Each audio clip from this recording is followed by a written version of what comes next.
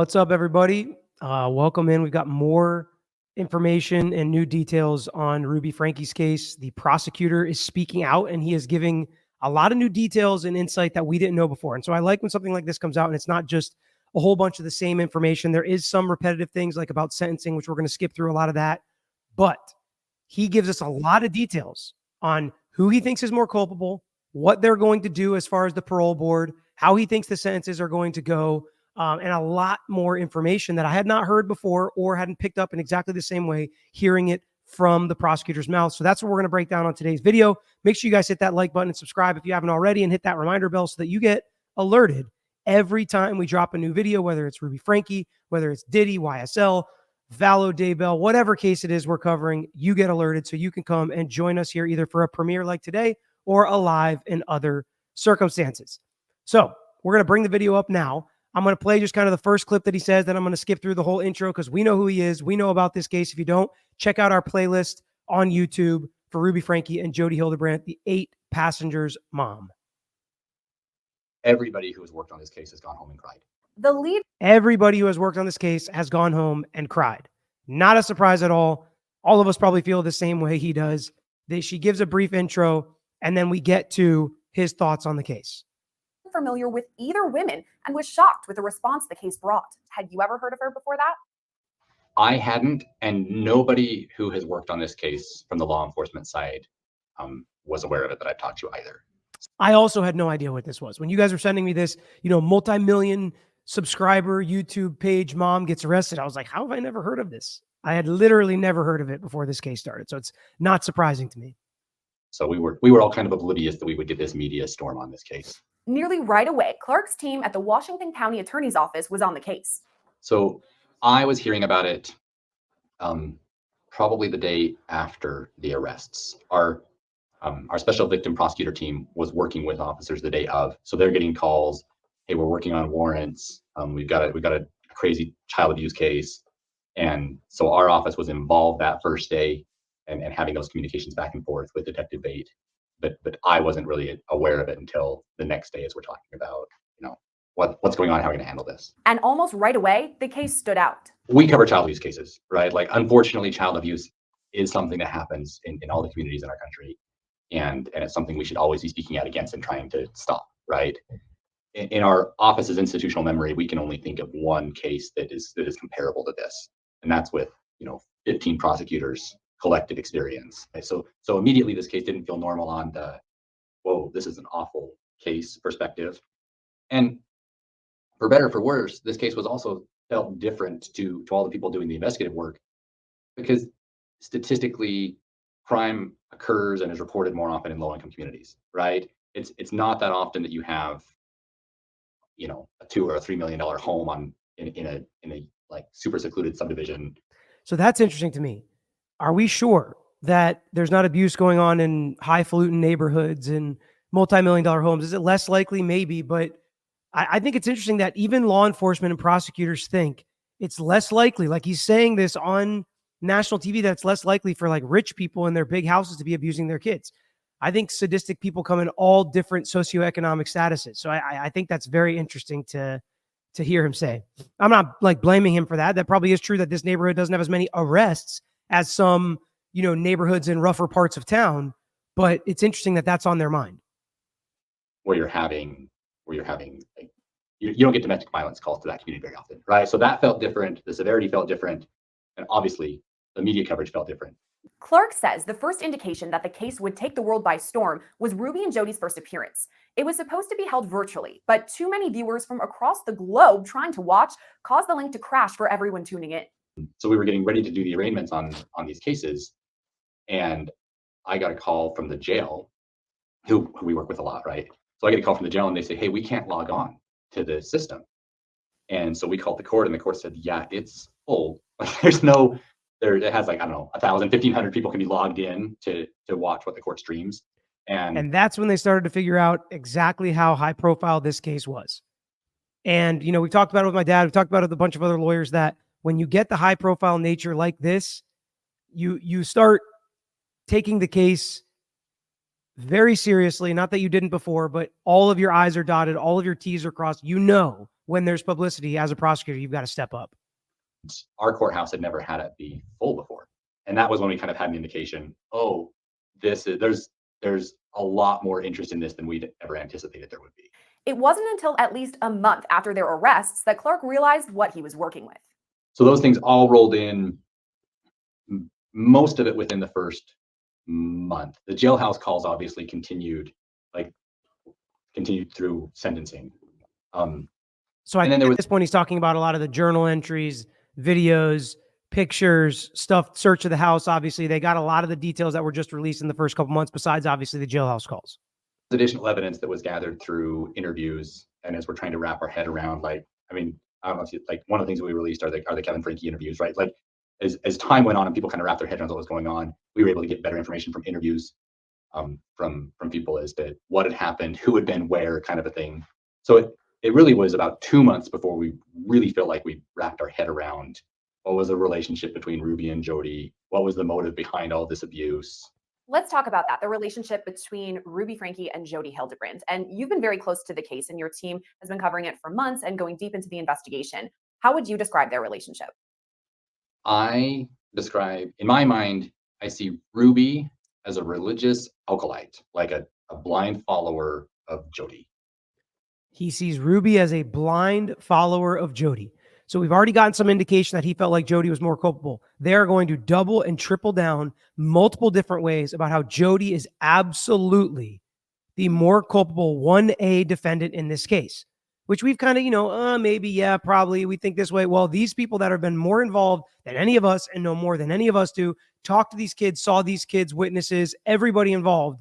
They absolutely feel confident that Jody is the more culpable party, which I think is really interesting. And it's going to have to make us think, for those of us that think, it's Ruby, they're her kids, she has the ultimate responsibility. Well, it's interesting coming from the people that actually dug in deeper than anyone and know more than anyone. And I don't think, initially we were like, what is this relationship? Is there more there than a business or a friendship? I don't think there was, right? There's another answer that a lot of us, to a question a lot of us have had. We've heard stories from other victims about Jody and what she does and how she may or may not try to seduce people in the relationship, men or women. Heard kind of both in her past, allegations of that at least. And a lot of us thought, and also Ruby was sleeping in her bed for the, demonic episodes or whatever. But according to the prosecutors, they don't think there was anything more there. I think that's really interesting. Now, did they have to determine that to make their case? No. I think that this is two people where Jody is saying, hey, I, had a dream last night from God, and this is what we need to do today, or this is what we need to do we need to move, we need to discipline these kids, whatever it is. And Ruby was to a point in her life that she had separated herself from her husband, her extended family, her adult children. Like, she was just completely isolated. But those were decisions made by Ruby Franke, right? To isolate herself and to follow Jody. For one reason or the other, what is the motive? Is it money? Is it power? Is it religion? Does she think she's doing the right thing? We don't know necessarily. Probably a combination of multiple things. He is not absolving Ruby Franke of culpability, to be clear. I was going to say he made her plea, but he had the case, built the case, and only offered a plea deal where she would have to plead guilty to 4 counts that were going to run consecutively, and she was going to get prison time. So this is not him saying, you can just go back home, Ruby. We're real sorry about what Jody did to you. Not at all. And so it was her minor children, and Jody were basically her contacts. And so that's kind of how I see that relationship having, and I fully believe, like, that's how that relationship worked, is Ruby was just waiting for Jody to tell her what Jody was thinking or feeling on any given day, and then willing to go forward and do that. With that in mind, what do you think was Jody's motivation then in instructing Ruby to do these terrible things? That one is harder. Because we deal with cases where we've had people do awful things in the name of religion, right? And so you can kind of see the followers. But when you have the ringleader who is just making stuff up to get people to I mean, that's really common. If you look back at cult history, ringleaders make stuff up to get followers and power all the time. And we know money was coming, the brand, Kevin signing stuff over. So I mean, I feel like we can try to find a motive, but maybe he doesn't feel confident based on everything he knows that that was actually the motive, maybe based on other things. Power trip. I don't know if it's like narcissistic personality disorder. You know, I don't know what it was that would lead Jody to think that. I mean, one of the things that Jody really wanted to do was to buy a ranch property in Arizona and move these kids out to the middle of nowhere so that they could discipline them further. Abuse them more. Like, I just can't wrap my head around any motive or rational thought that would lead people to, like, and from Jody's jailhouse calls, like, I really believe that she doesn't think she's done anything wrong. And just like we suspected, because he's about to get into, excuse me, sorry, some of the jailhouse calls now. The jailhouse calls indicated where these women stood in their individual cases, and I think absolutely had an effect on the plea deals and what's going to happen in the parole board. And that's some of the very new information that we've gotten from him and how he sees these jail calls and what he expected at the sentencing hearings. She was just trying to help the children, and for reasons that she doesn't understand, God is sending her to be a preacher in prison. So I think that's what's motivating her. Do I think that there's any basis in reality to any of that? Obviously not. Clark and his team reached a plea deal with both Ruby and Jody, in which they pleaded guilty to 4 counts of aggravated child abuse each. Let's talk about the plea deal. How did all of that happen? Were you prepared to go to trial? Did you decide a plea was better? How did all that work? The advantage of the plea deals is that you don't have to put victims through the drawn outness of a long case and Pretty much what we expect. the difficulty of a trial, and testifying and working through all of those things. So generally speaking, there are benefits to plea deals in victim work, as long as you're still getting justice. In this case, Utah law puts a lid on the high end of how much time they could do in prison is 30 years, and so they could have pled to 100 counts of aggravated child abuse, and they still would have been a max of 30 years. So we needed to make sure that we had the ability to get to that threshold so that the parole board can hold these women for as long as they feel like is appropriate. So we got there. And basically saying they didn't really give much up by getting rid of some of the counts or doing this plea deal because they had the 30-year lid, which is what we've talked about multiple times. And the other part of the plea deal is, well, then there's the number of counts that you work on, but there's also what does the prison sentence look like? Under the Utah sentencing matrix, if you're a first-time offender of aggravated child abuse, there's a presumption that you're not doing jail or prison, that it's just a. So what does a presumption mean? A presumption means most cases are like that. And unless it's egregious or over the top or extraordinary or the exception to the rule, if it's your first time getting arrested, and we've talked about this, how the sentencing guidelines, you take into account what you've been charged with, arrested for, convicted of in the past. And if there's nothing on your record, which we believe, criminally speaking, there's nothing on these ladies' records, that there would have been a situation where the presumption would have been no jail time. So why was the plea deal such a big deal? They could have gone to trial theoretically, won at trial, gotten them convicted of, let's say, all 6 counts, but because they have nothing in their past, maybe the presumption would have been probation or house arrest or something like that. Well, guess what? In order to plea, he made them agree, and I said made, he worked the case up enough to where they felt like they had to agree to prison time, which is the real punishment here. Nobody wants to go to prison for 4 years. A minimum of 4 years, I don't care who you are, that sucks. And they're probably going to do more than 4 years, but I'm just saying having them agree to real prison time was a very big deal as part of these plea negotiations. Probation case, which is mind-blowing. I'm not defending that in any way, shape, or form. Right? He's saying it's mind-blowing that there's a presumption of no jail time, and that's just wild, and he doesn't defend that. I agree with him for these kind of egregious facts. But the presumption can be overcome, obviously, as it was in this case. But that's where the matrix was at. Obviously, this is a horrific case, not a run-of-the-mill case.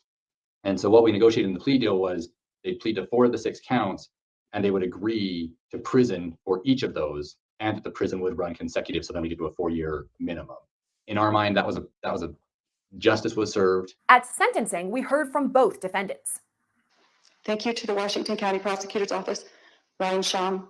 So we heard this. We're going to jump ahead just a little bit and hear his comments on Ruby's comments at sentencing. Safety. I told her so. To make of their statements. Ruby's surprised me.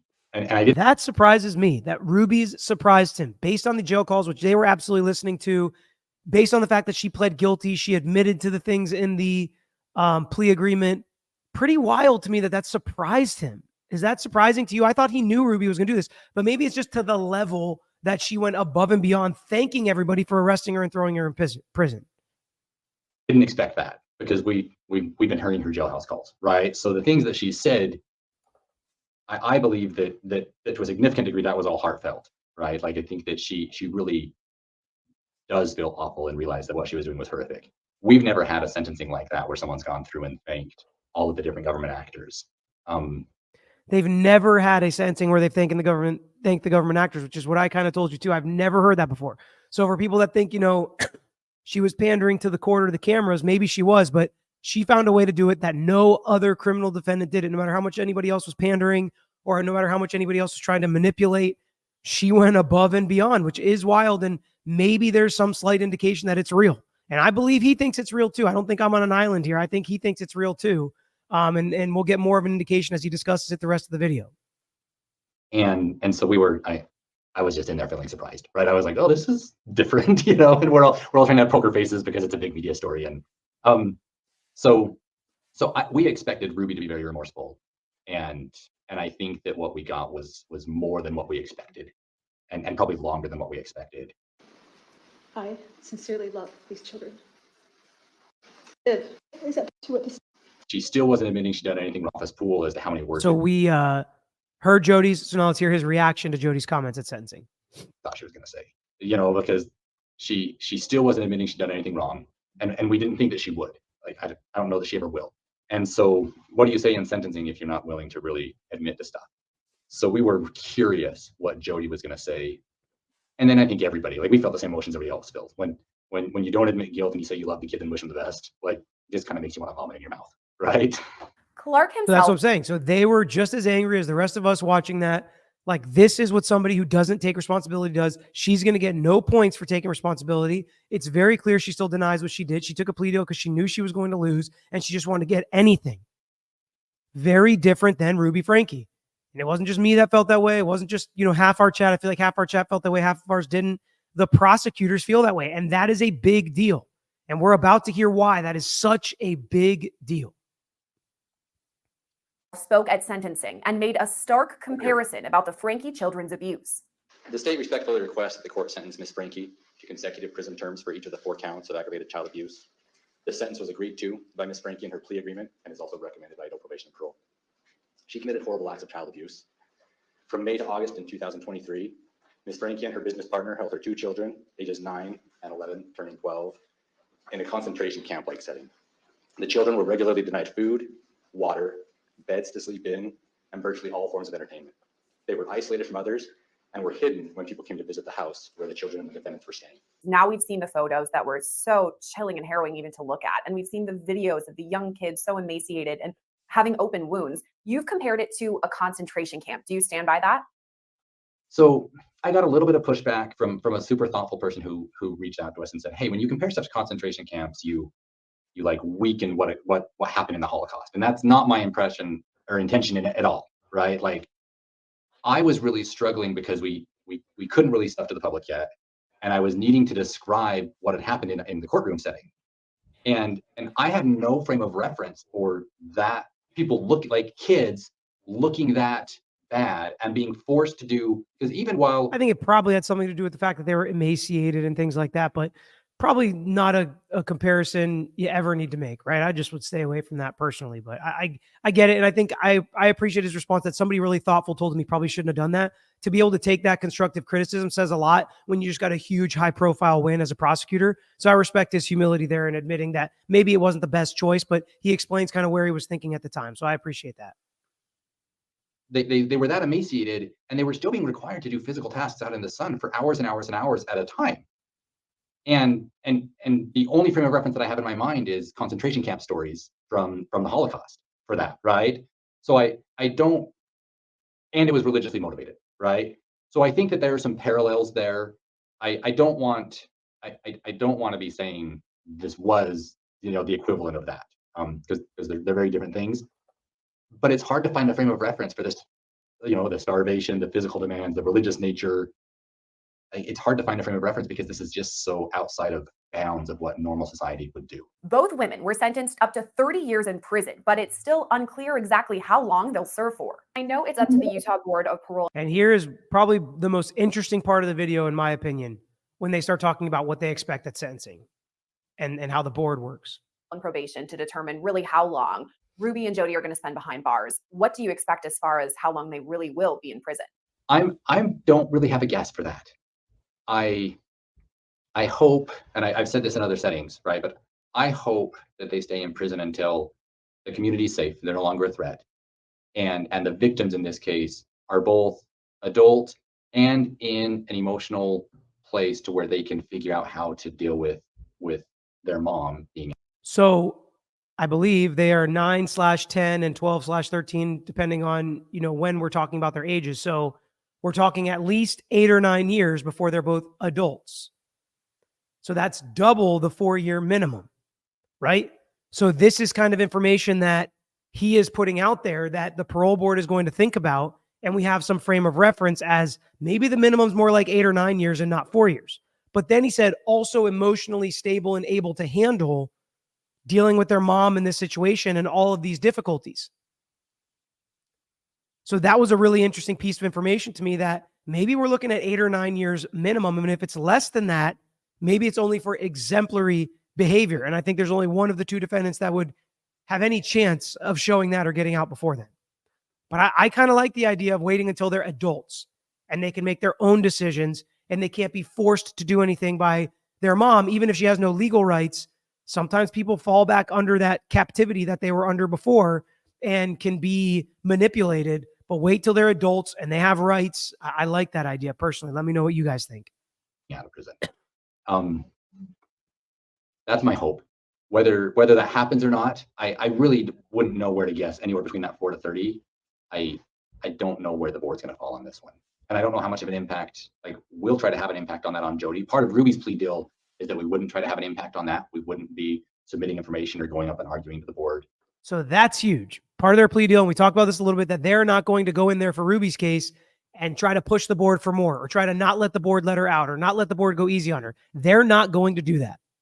And that's huge because she is already building the groundwork for an argument and a plea to the parole board to let her out early. She is setting it up right now, taking responsibility, thanking everyone who put her in prison, changing her life, snapped out of it, out of the trance, out of the vortex. She is laying that groundwork. Now, I'm hoping that it's real. I know a lot of you think it's not. I'm hopeful that it is real and that if it's not, the parole board sees through it. But guess what? When it comes time for Jody Hildebrandt to go up to the parole board, well, the state attorney's office is going to be there in full force and effect. They're going to play these jail calls. They're going to play her sentencing. They're going to say she shows no remorse. What's changed for her? If it did just change, she needs to work on it more. This, that, and the other. Maybe some other victims. I don't know what exactly they can get into in these parole board hearings, but they are going to gather whatever information they can to make her stay in there as long as it takes for what they feel punishment and rehabilitation has been met for Jody Hildebrandt. That is a big hammer that they are going to throw at Jody Hildebrandt that they are not going to throw at Ruby Franke. And that is, in fact, the biggest difference between these two cases and these two plea deals.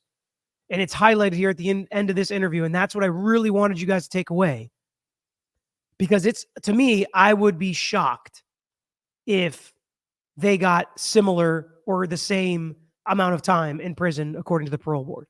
But we're going to have to wait and see. If YouTube is still a thing when they get out, we'll be talking about it, I'm sure. With Jody, we will be submitting information. We may be going up and arguing to the board.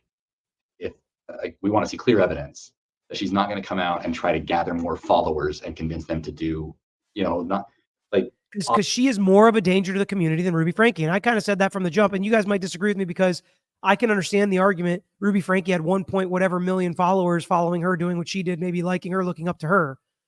But Jody Hildebrandt, I think, has a pattern of sadistic leadership doing this to people. So it's interesting that that's how they see it too as the prosecutors. Obviously the horrific abuse, but just the telling people to isolate, telling people to follow her without question. We don't need that in our community. In the end, Clark says he and his office are still working to cope with the case, finding new ways to see the bright side. Everybody copes with cases in different ways. I cope by looking for silver linings. There are some cool things there's nothing cool about prior to today that the 12-year-old boy escaped, right? nothing redeeming before that. But there are a lot of neat things that we get to see when we get to be like in the guts of it all. But he has duct tape around Big his injuries, there's sores around him. Yeah, there's sores around him. I think there's a good chance he's been, He also has. oh, and he has around around his wrist ankle. As well. I mean, his wrist as well. Okay, this boy has been. Needs immediate attention. Oh, he was such a good kid. This kid is obviously been. I think he's been. I think that the ring footage of the couple that responded, they called 911 and they want to remain anonymous, and that is 100% their right, right? Like they don't want to be involved in this, and I'm not trying to draw media attention to them. But watching how none of us are trained to deal with that, right? They just get a kid on their doorstep, and you watch how they try to put him at ease, try to get help there. They're not grilling him, they're not re-traumatizing him in any way, right? Like they're just trying to get enough information that they can get the right kind of help. And then the law enforcement and the EMTs and how they come in and are able to help that boy. I mean, that is very similar things to what we said too, is how great And then they this go all and they looked from the perspective of law enforcement, EMT, the neighbors, the Good Samaritans. I mean, it was a great look for the community, that how they handled this. And again, Ruby thanked them. And again, I am going to choose redemption and reconciliation and rehabilitation and hope that she is redeemable and that she does see just how great everyone's work was in saving her kids and maybe saving her as well from following somebody right off a cliff. Spend over 3 hours sitting in the closet with the girl, trying to help her feel comfortable, right? These are children who were completely brainwashed at that time, who believed that they deserved the abuse, that they belonged in jail, that police were going to be bad and take them away from their family, that hospitals were going to be bad and give them shots that were going to kill them. And so we didn't know any of that, right? I mean, all that, we maybe could have surmised it, but they were preaching things to these kids for isolation, manipulation, control. Police, bad. Hospitals, bad. Doctors, bad. Dad, bad. Aunt, bad. Cousins, bad. Everybody bad except for mom and Jody, basically. Yet the kids, as you could tell from the journal entries, were starting to learn, actually, mom and Jody are the worst. But that's what they're preaching. It's really hard to break that, as obvious as it may be to some of us, adults, kids, whatever, whoever's watching. It's so hard when somebody you've trusted and looked up to your whole life, your parents, your mom, tells you this stuff. It's really hard to break. And law enforcement had a lot of patience. The neighbors had a lot of patience, and they do deserve some kudos. I'm glad he gave them their kudos at the end here, even though he said they don't want any recognition. Like they had been taught to distrust all institutions. And these caring police officers and EMTs are able to help those kiddos feel comfortable enough that they get them to voluntarily come out of that awful environment they were in. I mean, especially the girl in the closet, right? They just wait patiently. Sit down. It's okay if I just sit here with you. We don't have to say anything if you don't want to. Okay. I'll just sit here with you. They just continue to talk to her and work with her until she's there. And it still took her some time, right? Like her initial interview with us, about the only thing she said is, if I talk to you, it's going to make my repentance process harder, which is heartbreaking, right? If she talks to you, it's going to make her repentance process harder. That's other new information we didn't get, but that is where they were. If you talk to cops, if you talk to doctors, people that are there to help you. No, they're bad cops, yes, or they're bad doctors, yes. This is not a conversation on the vaccines or medicine or anything like that, but it's just, the point is the warped sense of reality purely for control. Purely for control. And to think that if you do go outside anything mom or Jody say, you will be punished, abused. Your repentance process will be horrible. And again, I don't really have tried my best not to get preachy or bring in, my religious beliefs into this, but I will just say, from my perspective, repentance and admitting that you've done something wrong and trying to do the right thing, which is what I try to give to people, right? I try to practice what I preach, is not supposed to be hard. It's supposed to be hard to realize that you've got a problem, but coming to the light and doing the right thing, it should be encouraged. It should be something that we all want people to do. It should be something that we all hope for people to do. And that's what I'm saying. I hope and pray that Ruby Franke has snapped out of this and that she is going in the right direction and will learn her lesson and be rehabilitated and redeemed and be a loving mom one day, even at a distance, whatever these kids feel comfortable with. I know a lot of you think she should never talk to her kids again, and I understand that. These are heinous, horrible acts that she made decisions to allow happen, and she did to these kids and is being punished for. But it just shows you how warped the kids' view of everything in the world is, that if they do anything, basically, they're going to be abused and punished as part of the process of repenting and admitting of what they did was wrong, even if what they did was not wrong. It's just really, really sad and heartbreaking to see. But the people that were able to show these kids care and to help meet their physical needs and start working on their emotional needs, it's really remarkable when the system can work that way to respond to something that's this dire. And nobody, like I said at the beginning, nobody that was involved was aware that this was going to be a high-profile case at that point. They were just trying to do their job and Yeah, help that's these crazy to victims. think about. 99% of these cases, we never see the body cam footage. We never see the EMTs. We never see the neighbors. We never see any of that. So while this guy at this point, he knows it's a high profile case, I'm going to give interviews after the sentencing. That's fine. But at the beginning, none of them knew. And this is how it was handled. The right way, the correct way, the best way for the kids. I do love that. I'm really glad he did this at the end and talked about silver linings, even in some of the most horrible cases, because that's what we talked about on this channel. We talk about some sad cases. We talk about some brutal situations, horribly sad. But we look for some silver linings, some redemptive themes, maybe some justice, punishing wrongdoing, being an example to the rest of the world to not act like this, or highlight the people doing the right thing, getting the victim out of that horrible place, stopping the defendant from doing it to other people, learning about our society, learning about our justice system, making sure the rules are followed appropriately. So I really appreciated that he did this at the end. Victims that they were looking at and that their hearts were breaking for.